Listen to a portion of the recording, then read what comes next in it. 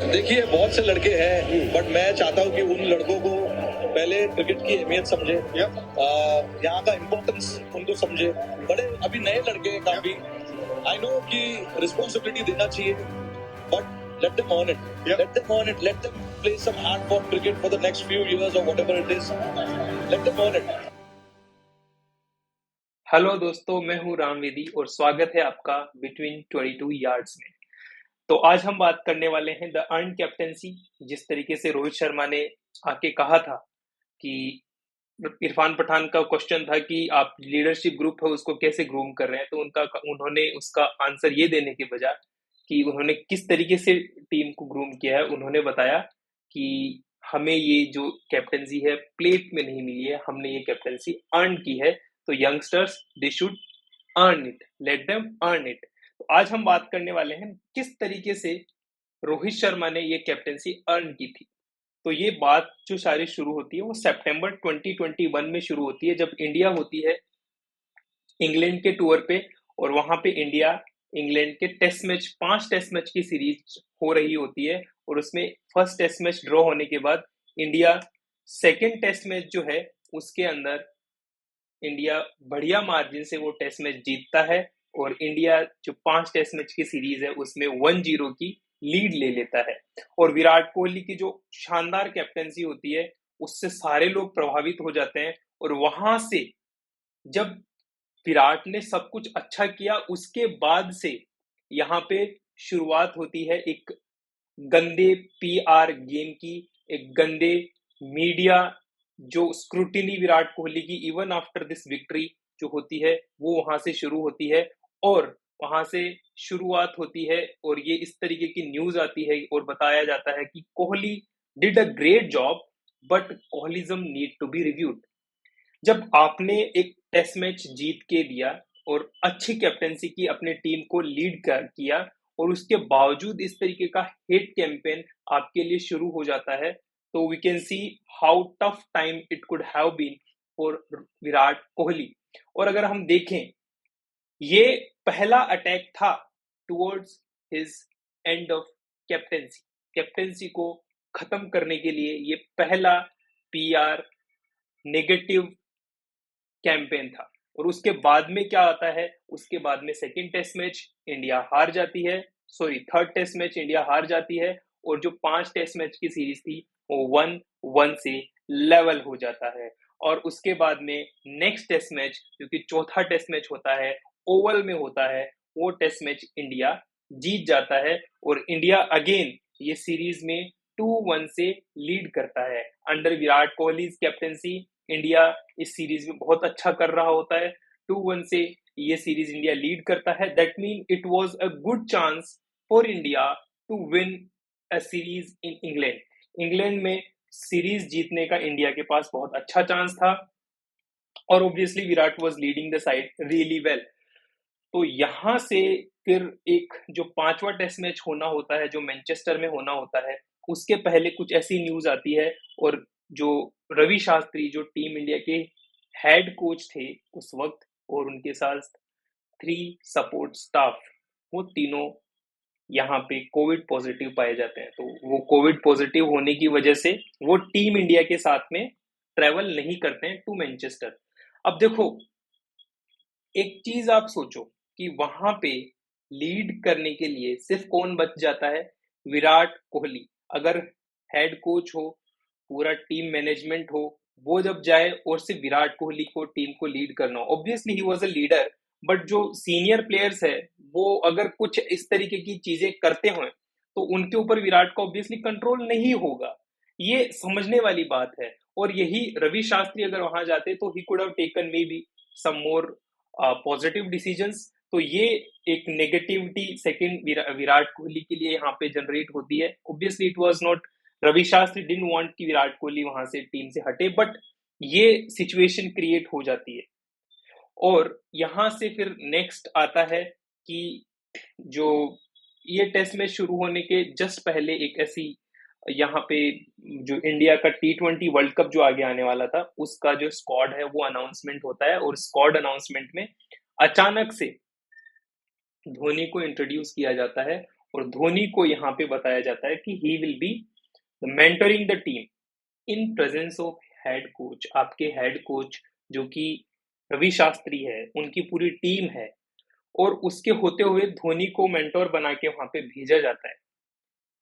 तो there must be questions कि maybe Virat was not doing the good job, maybe Ravi Shastri was not doing the good job, ये वहां पे indication था। तो धोनी को वहां पे मेंटर बना के भेज दिया जाता है। तो उसके बाद के जो इवेंट्स होते हैं उसके अंदर आता है, ये सिर्फ स्क्वाड अनाउंसमेंट 8 सितंबर को हुआ, और उसके बाद में जब 5th टेस्ट मैच के पहले की ये जो सारी क्या सिचुएशन थी, उसके अंदर senior team India members who had cancelled their pre match training on Thursday after assistant physiotherapist Yogesh Verma tested positive.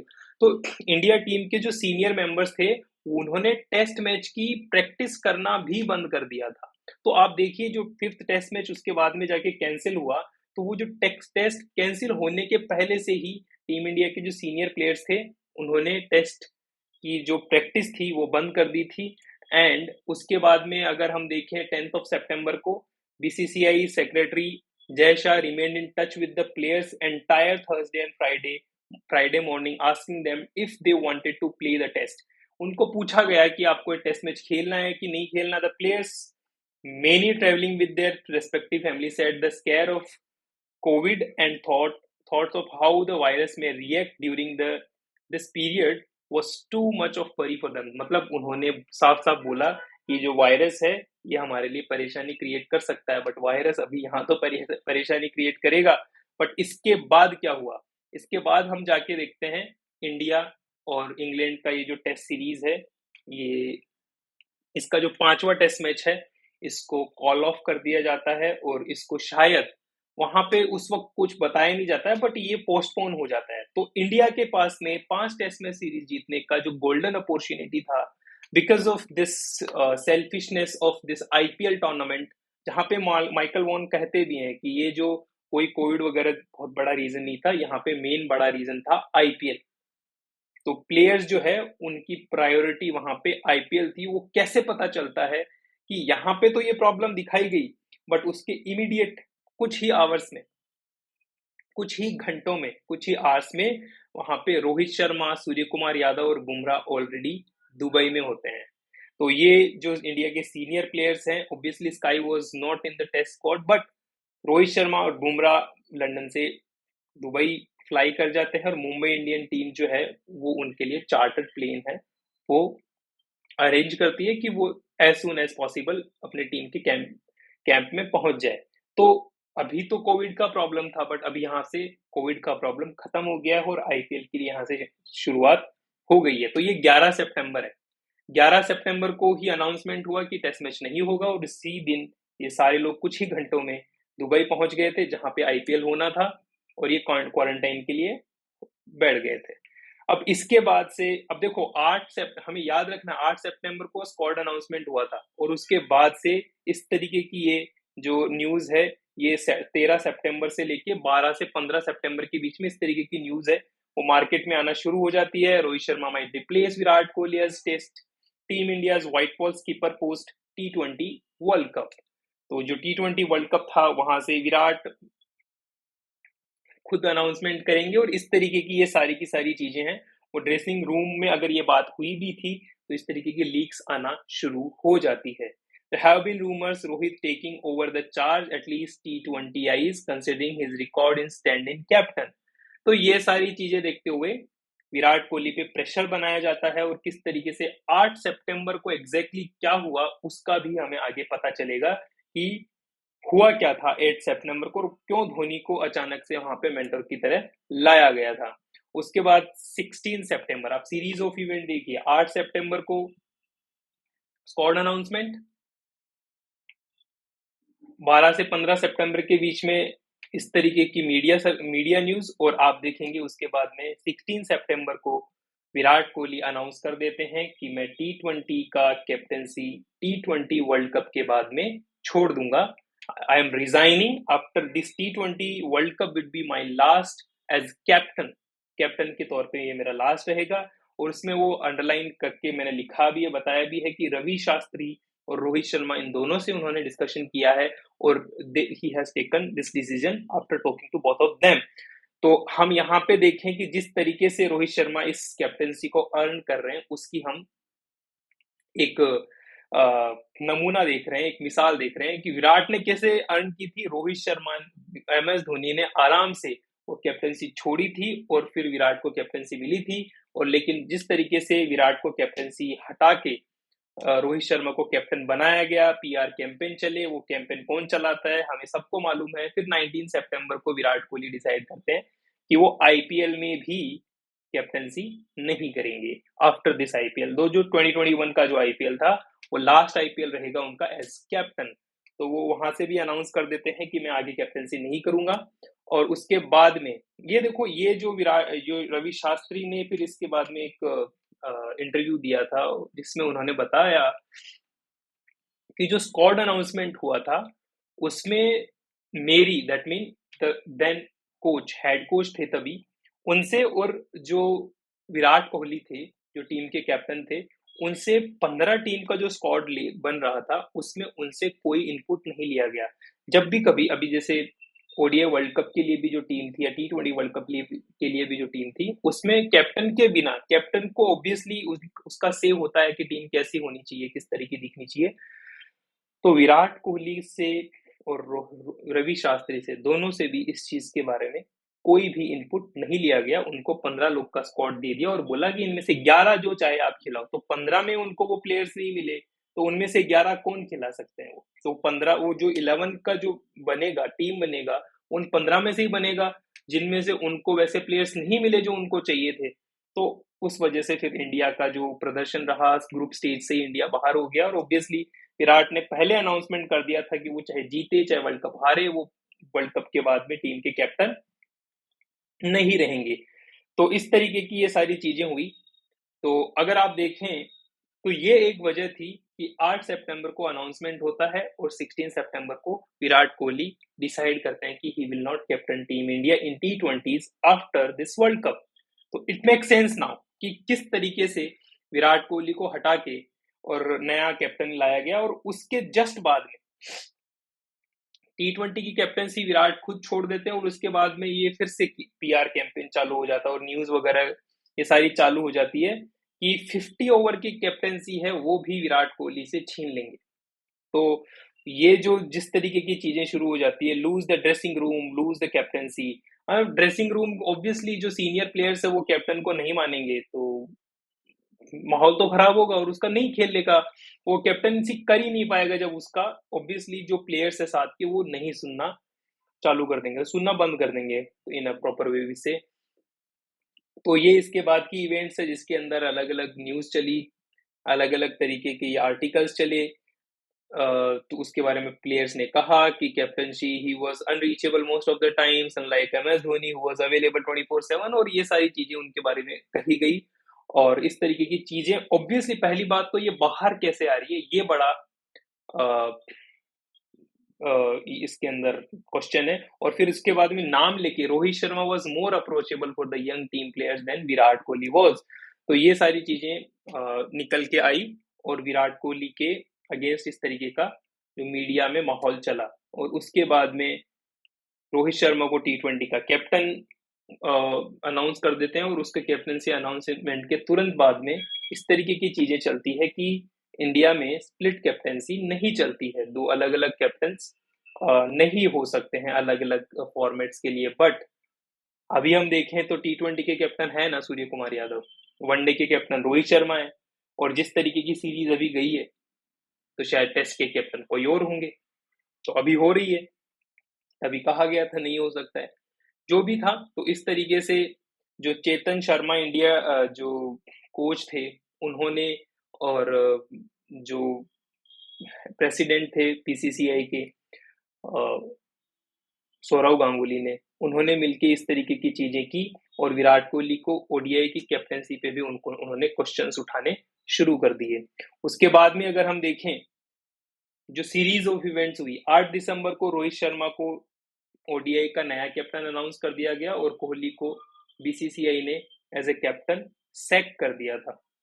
He was sacked on call maybe, it was rumored, and उसके बाद 12 दिसंबर को रोहित शर्मा इंजर्ड हो गए और साउथ अफ्रीका टेस्ट मैच से बाहर हो गए, जिसमें विराट कोहली कैप्टनसी कर रहे थे।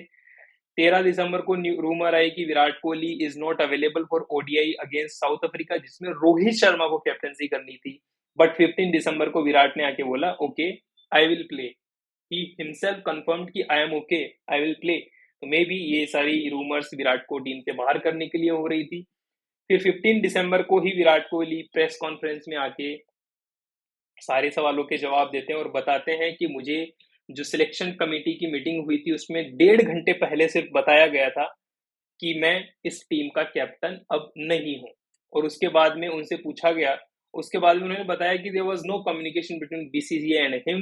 तो बीसीसीआई और विराट के बीच में इस चीज के बारे में कोई कम्युनिकेशन नहीं हुआ, इस बारे में भी उन्होंने बताया। और उनसे पूछा गया था कि क्या आपको रिकंसिडर करने के लिए बोला गया था T20 कैप्टनसी के टाइम पे, कि आपको करनी है तो अब T20 कैप्टनसी मत छोड़िए, अदरवाइज आपसे ओडीआई कैप्टनसी भी लिया जाएगा, या इस तरीके की बातें उनसे पूछी गई। तो उन्होंने कहा नहीं, मेरे से किसी ने नहीं कहा था कि कंसीडर कीजिए T20 कैप्टनसी। और ऑब्वियसली कंसीडर करने के लिए क्यों ही कहेंगे जब 8 सितंबर को उनको टीम चूज करने के लिए भी उनका कोई भी से उस मीटिंग में नहीं था। तो इट इज अंडरस्टूड नाउ। फिर इस प्रेस कॉन्फ्रेंस के बाद में सौरव गांगुली रिएक्ट करते हैं विराट कोहली के लिए कि okay we will deal with him in our way. और ये इस तरीके एक तरीके से धमकियां ही हो गई, as a president you are saying कि okay we will deal with him in a way we want.